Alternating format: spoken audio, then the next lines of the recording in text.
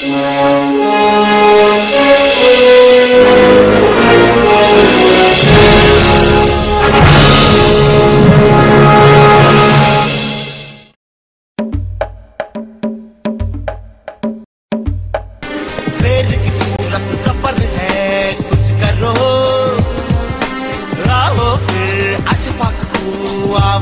दे, शेर की सूरत जबर है, कुछ करो। खुल रहे हैं बर्फ की सूरत बदन, खुल रहे हैं बर्फ की सूरत बदन। अस्सलाम वालेकुम, बिस्मिल्लाहिर्रहमानिर्रहीम। हिंदुस्तान आज़ाद होकर 65 साल हुए। इन 65 सालों में तकरीबन 55 साल हिंदुस्तान को कांग्रेस पार्टी का सल्तनत था, अभी भी है। इन 65 सालों में मुसलमान क्या मुद्दे को रखकर वोट करते आ रहे हैं? मुसलमानों का सिर्फ एक ही मुद्दा है, मुद्दा था और आज भी वही मुद्दा है कि मुसलमानों की तहफ़्फ़ुज़, हमारी सिक्योरिटी का मामला, तहफ़्फ़ुज़ के मामले को रखकर आज तक मुसलमान वोट करते आ रहे हैं। तो इन 55 सालों में जब भी मुसलमान कांग्रेस पार्टी को वोट करके आज तक उनको सत्ता में लाए, उनको गवर्नमेंट में लाए, उनके आगे एक ही मुद्दा था कि उनकी हिफाजत का मुद्दा, कि जब एक सेक्युलर गवर्नमेंट बन जाती है तब हिंदुस्तान में मुसलमान हिफाजत से जी सकते हैं। इधर दंगे फसादात नहीं होंगे, मुसलमान के मस्जिद, मुसलमान के बहन, मुसलमान के जो भी उनके प्रॉपर्टी, उनका हर एक चीज़ हिफाजत से रहेगा। ये एक ही सोच को रखकर मुसलमान आज तक वोट करते आ रहे हैं। तब हम ये 65 साल की हिस्ट्री, आज़ादी के बाद से हमारी तारीख़ को निकाल कर देखेंगे तो इन 65 सालों में हिंदुस्तान में 11 से 12 फसादात हुए हैं, फ़िरक़ा वाराना फसादात हुए हैं। इन फसादातों में हज़ारों मासूम मुसलमानों के जान गई है, मुसलमान का इज़्ज़त लूटा गया है। ये सब चीज़, ये सब जो फसादात हिंदुस्तान में हुए, ये कौन सी गवर्नमेंट के सल्तनत में हुआ, किसके हुकूमत में हुआ? इसको थोड़ा हम स्टडी करेंगे, इसको थोड़ा हम पढ़कर देखेंगे तो हमें मालूम होता है। तो ये 12 फसादात में 11 फसादात कांग्रेस के हुकूमत में हुए हैं। और ये 11 फसादात जो कांग्रेस के हुकूमत में हुए, सबसे बड़ा जो फसाद और सबसे बड़ा जो भयानक हादसा जो हिंदुस्तान की आज़ादी के बाद से लेकर एक बहुत बड़ा धब्बा है कि बाबरी मस्जिद की शहादत, जो बाबरी मस्जिद तोड़ी गई। तब ही मुसलमान को मालूम पड़ा कि हम ये कांग्रेस की सल्तनत में हिफाजत से नहीं है, तो हमें दूसरे पॉलिटिकल पार्टियों के साथ जाना पड़ेगा, दूसरे पॉलिटिकल पार्टियों को वोट करना पड़ेगा। उसके बाद दिसंबर 6, 1992 के बाद मुसलमान कांग्रेस से हटकर दूसरी सियासी पॉलिटिकल पार्टियों को आजमाना शुरू किए। मुसलमान जो दूसरी सियासी पार्टियों को आजमाना शुरू किए, तमिलनाडु के मुसलमान जाकर टीडीपी डीएमके को वोट किए, जो करुणानिधि की पॉलिटिकल पार्टी है, और तमिलनाडु के चंद मुसलमान जाकर एआईएडीएमके जो जयललिता की पॉलिटिकल पार्टी है उसको वोट किए, और आंध्रा में रहने वाले कांग्रेस को छोड़कर तेलुगु देशम पार्टी जो चंद्रबाबू नायडू की जो चंद्रबाबू नायडू जिसके प्रेसिडेंट हैं उसको वोट किए। कर्नाटक के मुसलमान जाकर जेडीएस जनता दल सेक्युलर जो देवेगौड़ा जिसके प्रेसिडेंट हैं उसको वोट किए। ऐसे मुख्तलिफ इलाक़ों में, यूपी में जाकर समाजवादी पार्टी को वोट किए। मुख्तलिफ इलाक़ों में मुख्तलिफ जो भी सियासी पॉलिटिकल पार्टियां थे कांग्रेस के अलावा, इसको वोट कर मुसलमान आजमाए। ये सब पॉलिटिकल पार्टियां मुसलमानों का वोट लेकर मुसलमानों को धोखा देकर जाके बीजेपी, भारतीय जनता पार्टी को के साथ हाथ मिलाकर उधर एनडीए का सरकार बनाए दिल्ली में। बाद में एनडीए की सरकार में जब गुजरात का फसादात हुए, गुजरात के फसादात के बाद मुसलमानों के आगे कोई हल ही नहीं है। जब कांग्रेस को हम वोट करके इतने साल से ला रहे हैं तो इतने बड़े ख़तरनाक जो हादसे हमारे साथ हो लेकर है, अभी दूसरे पार्टियों को जब हम वोट करके लाते हैं तो वो लोग जाके हमारे जो खुले दुश्मन हैं उनके साथ जब जाके हाथ मिला लिया। ये सब चीज़ देखकर फिर से मुसलमान कांग्रेस के साथ चले गए। तकरीबन 8 साल से यूपीए की सरकार कांग्रेस की लीडरशिप में दिल्ली में हुकूमत करती आ रही है। ये 8 सालों में यही मालूम हो रहा है कि ये माइनॉरिटीज़, सिर्फ मुसलमान नहीं, माइनॉरिटीज़ क्रिश्चियंस जो ईसाई है या दूसरे जो माइनॉरिटीज़ है, इनके आगे कोई सॉल्यूशन, कोई हल नहीं है। ये लोग जब कांग्रेस को आजमाते हैं तब भी इन लोगों का जो परेशानियां, जो तहफ़्फ़ुज़ की जो परेशानी है वो हल नहीं होती है।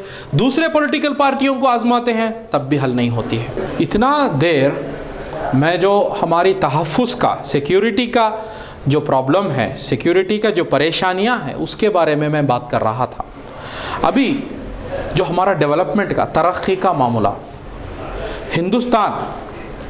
हिंदुस्तान बहुत रफ्तार से तरक्की के रास्ते में आगे बढ़ लेकर है,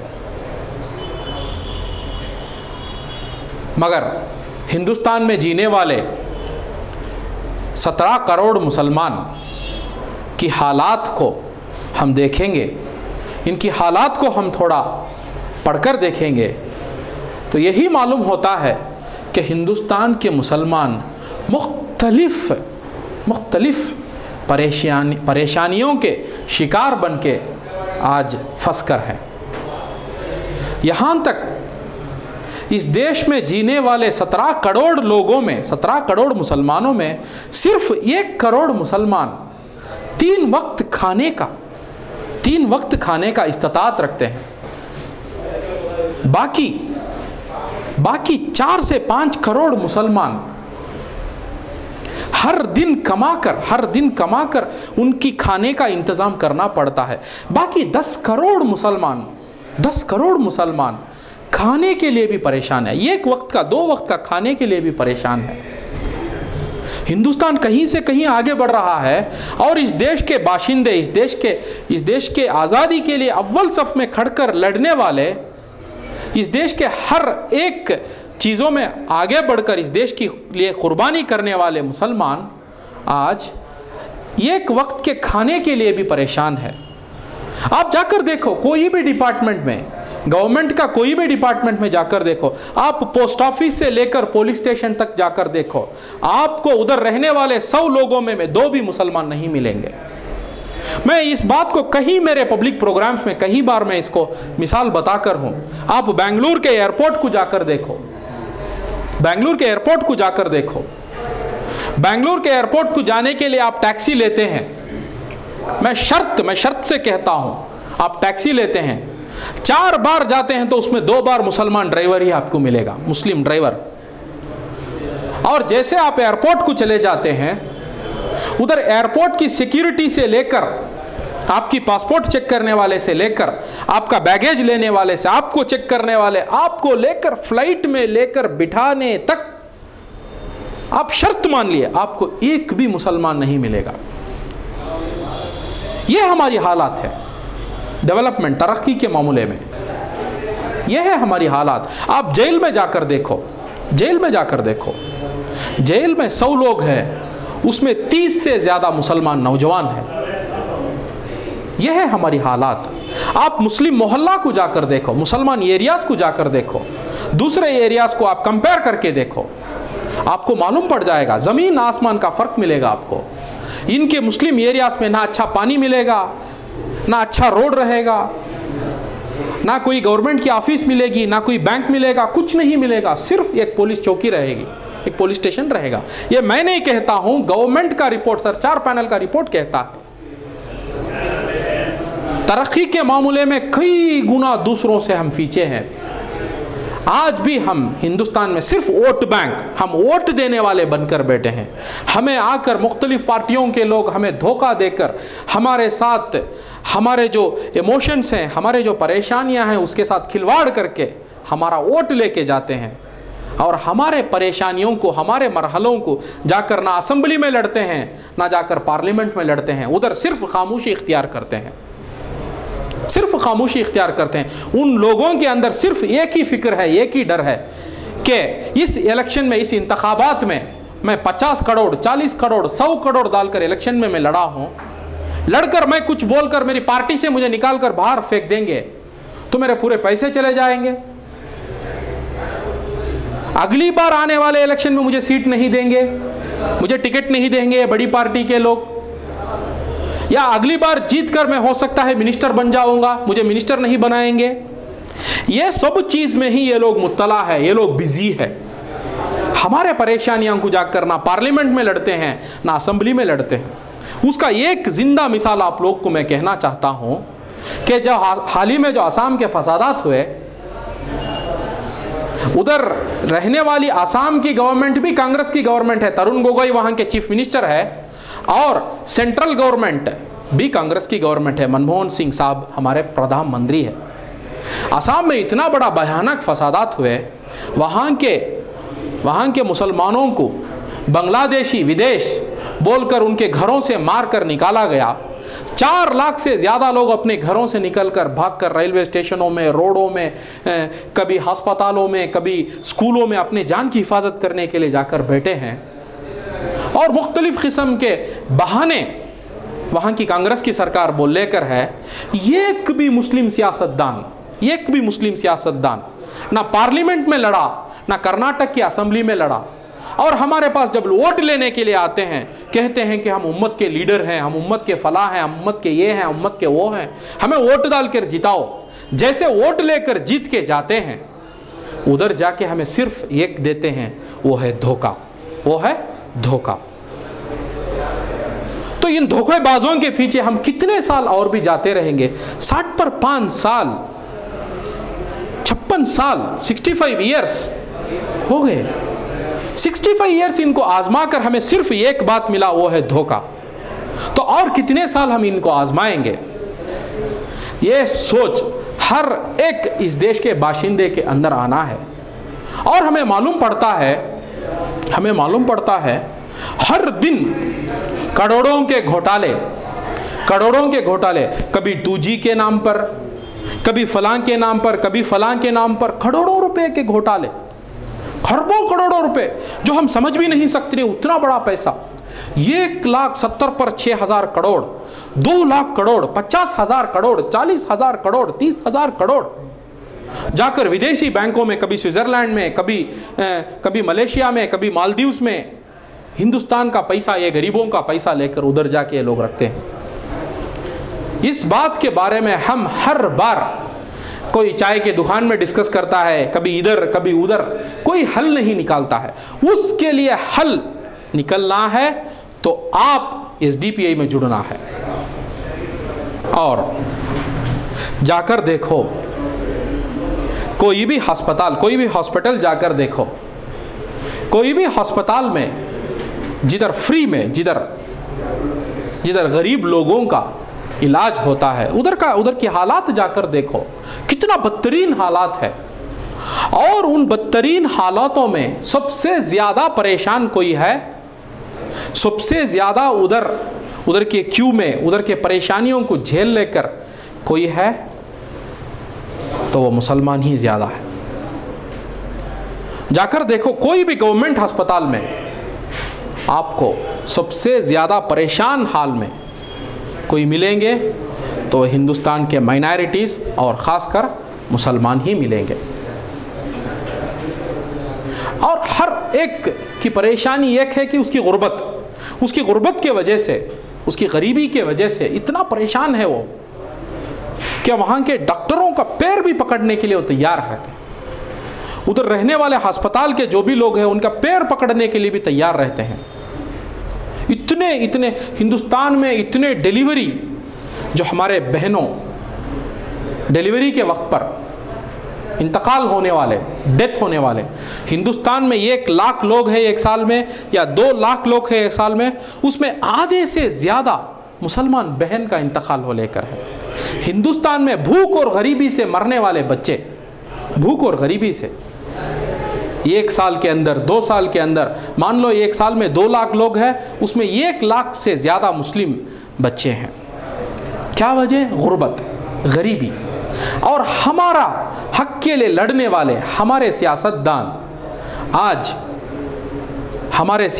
आज पार्लियामेंट में खामोश रहते हैं, असेंबलियों में खामोश रहते हैं, सिर्फ बात करते हैं तो उनकी पार्टी का बात करते हैं। जो लोग इनको वोट डाल के सत्ता में, जो लोग इनको वोट डालकर असेंबली तक लेकर गए, जो लोग इनको वोट डालकर पार्लियामेंट तक भेजे, उनके बारे में कभी भी बात नहीं करते हैं। और अफसोस की बात यह है कि आज हमारी हालात, हम इसको समझ भी नहीं पाते हैं। इन लोगों को ही आज तक हम आजमा लेकर हैं। ये सब चीज़ का एक हल है, तो वो है SDPI। आप जाकर देखिए बेंगलोर में, सिर्फ बेंगलोर में या कोई भी शहर में ऑटो चलाने वाले या छोटे मोटे व्यापार, छोटे मोटे बिजनेस करने वाले सबसे ज़्यादा कौन है? तो आपको मुस्लिम्स ही मिलेंगे। आप जाकर देखिए, हम लोग सर्वे किए 500 लोग, 500 पीपल जो ऑटो ड्राइवर्स हैं, उनसे बात किए। ये 500 लोगों में 300 से ज़्यादा मुसलमान ऑटो ड्राइवर्स हैं। और ये 300 लोगों में हम लोग ये भी चेक किए कि इतने लोगों में कितने लोग खुद की ऑटो, अपने पैसों की ऑटो चलाते हैं। इन 300 लोगों में 50 लोग भी नहीं हैं जो वो ताकत रखते हैं अपनी खुद की ऑटो लेकर चलाने की। बाकी लोग सब कोई बड्डी को, कोई सूद को लेकर ऑटो चलाता है, कोई किसी का ऑटो डेली वेजेस में 100 रुपया को, 200 रुपया, 300 रुपया को चलाता है। आज ये हालात में हमारे नौजवान है, बेरोज़गारी इसका सब बहुत बड़ा वजह है। बेरोज़गारी, इनको रोज़गारी नहीं मिलती है। उसके बाद हर एक चीज़ का दाम इतना बढ़ता जा रहा है, हर एक चीज़ का दाम। ये तो कमाता है सिर्फ 200 रुपया, 300 रुपया हर दिन में, और उसका हर एक बेसिक खाने की चीज़ों का, हर एक उसका इलेक्ट्रिसिटी से लेकर, उसका घर से लेकर सब चीज़ का दाम कई गुना बढ़ते जा रहा है। तब इसकी कमाई कम हुई, चीज़ों का दाम बढ़ता है, तो ये नौजवान मुख्तलिफ परेशानियां के शिकार बन गए। इसमें बहुत सारे लोग क्रिमिनल कामों में जाते हैं। क्या वजह? वजह यही है कि जो वो कमाते हैं उसमें वो जी नहीं पाते। तो ये सब चीज़ का हल एक ही है कि उनका एक सही पॉलिटिकल, एक सही सोच रखने वाले, उनका फिक्र रखने वाले, उनके लोग सत्ता में, उनके लोग सल्तनत में जाना है, उनके लोग दिल्ली जाना है। वो नौजवानों के लिए प्लान बनाने वाले, वो नौजवानों की रोज़ी के लिए लड़ने वाले असेंबली जाना है। इसी सोच के साथ एक पॉलिटिकल ताकत आज बनकर आगे आई है, वो है SDPI, social democratic party of India. Hindustan के मुख्तलिफ दानिशमरान कभी दिल्ली में मीटिंग किए, कभी यूपी में जाकर मीटिंग किए, कभी राजस्थान में मीटिंग किए, कभी केरला में हुआ, कभी बेंगलुरु में हुआ, कभी उलमाओं के साथ मिलकर मीटिंग हुआ, कभी चर्च के लीडर्स के साथ मिलकर मीटिंग किए। ये सब करके एक ही चीज़ फिर आकर हमारे आगे आई कि हमारी खुद की ताकत हिंदुस्तान में होना सख्त ज़रूरत है। ये ताकत हमारा हकीकी जो प्रॉब्लम है, इस प्रॉब्लम को लेकर असेंबलियों में, पार्लियामेंट में जाकर लड़ने वाली एक ताकत की सख्त ज़रूरत है। यही चीज़ मुख्तलिफ जो मीटिंगां हुए, वो मीटिंग में मालूम पड़ा। तो ये सब मीटिंग का नतीजा, ये दानिशवर लोगों का मेहनत का नतीजा, और ये उलमाओं का मेहनत का नतीजा, और ये ईसाई जो चर्च के लीडर्स थे, इन सब के मेहनत का नतीजा ही एक पॉलिटिकल ताकत बनकर 4 साल पहले हिंदुस्तान में निकला कि वही है SDPI, social democratic party of India. Hindustan का कानून, जो हिंदुस्तान का कॉन्स्टिट्यूशन एक अजीमुशान कॉन्स्टिट्यूशन है, एक अजीमुशान कानून है। ये कानून यहाँ जीने वाले हर एक बाशिंदे को उसका पूरा पूरा हक देता है। रहने के बावजूद हालात ऐसे हैं कि इन लोगों को कमज़ोर बनाकर, इन लोगों को हर एक परेशानियों का एक मुद्दा बनाकर रख दिया। इसको हल करने के लिए, इसको आवाज़ बनाकर लड़ने के लिए एक दुआओं का, एक मेहनत का, एक अच्छी सोच का, खुलूस का एक नतीजा है SDPI, social democratic party of India.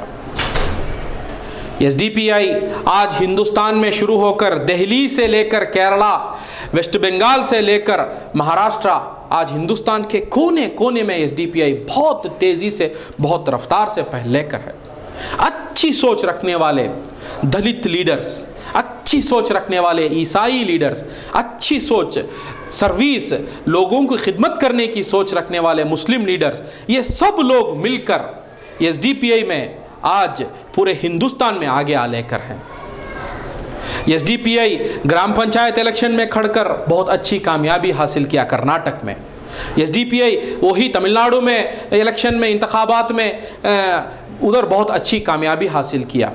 Kerala में बहुत ज़बरदस्त कामयाबी मिली, दिल्ली में, और हिंदुस्तान के मुख्तलिफ इलाक़ों में जिधर भी SDPI इंतखाबात में, इलेक्शंस में जाकर इलेक्शन को फेस किया, उधर बहुत ज़बरदस्त कामयाबी SDPI को मिली है। कॉरपोरेशंस में काउंसलर्स, कॉरपोरेटर्स SDPI के जीते हैं। बेंगलुरु में बहुत बड़ी कामयाबी मिली। आज हिंदुस्तान में एक बहुत ज़बरदस्त कामयाबी SDPI को मिल लेकर है। तो अभी आने वाले इंतखाबात में इंशाअल्लाह दलितों के साथ, ईसाइयों के साथ और सब अन्य पिछड़े वर्गों के साथ, मुसलमानों के साथ लेकर SDPI अभी आने वाले इंतखाबात में, आने वाले मुकाबले में मैदान में जा लेकर है। तो मैं आपसे गुजारिश करता हूँ कि आप सब SDPI में जुड़े, SDPI में जुड़कर SDPI को मजबूत करें, हमारे देश को मजबूत करें। इंशाअल्लाह ये देश पूरी दुनिया में आगे बढ़ रहा है और पूरी दुनिया का एक बेहतरीन देश बनकर आएगा। इसके लिए SDPI कामयाब होना है। गली गलियों से SDPI के कैडर्स, SDPI के मेंबर्स इंतखाबात में जीतकर इंशाअल्लाह दिल्ली तक जाना है। हमारी एक आवाज़ दिल्ली जाकर पहुंचना है। तो मैं आपसे गुजारिश करता हूं कि आप SDPI में जुड़े, SDPI को इस इंतखाबात में वोट करें, SDPI के मेंबरान को वोट कर कर जिताए। मैं फिर से दोहराना चाहता हूं, ये इंतखाबात, ये इलेक्शन SDPI के बारे में नहीं है, ये इलेक्शन आपके बारे में है, ये इलेक्शन हमारे आने वाले नस्ल के बारे में है। SDPI को जिताओ, ये हमारा फ्यूचर है, ये हमारा फ्यूचर है।